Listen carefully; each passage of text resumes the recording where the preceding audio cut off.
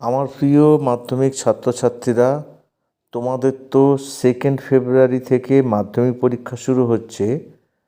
মাধ্যমিক পরীক্ষার সময় তোমরা যাতে কোনো রকম অসুবিধার মধ্যে না পড়ো, সেই কারণে মহামান্য কলকাতা হাইকোর্টের নির্দেশে আসন্ন মাধ্যমিক পরীক্ষার্থীদের জন্য জেলা স্তরগুলিতে বেশ কিছু হেল্পলাইন নাম্বার খোলা হচ্ছে।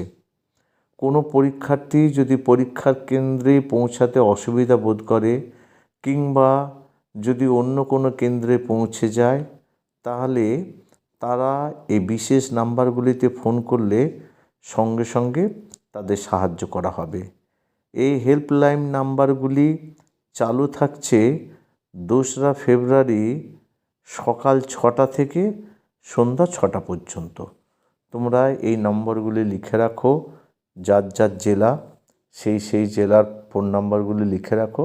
যদি কোনো রকম কোনো অসুবিধায় পড়ো, তাহলে সঙ্গে সঙ্গে এই নম্বরে ফোন করো। আশা রাখি যথাযথ ব্যবস্থা নেওয়া হবে।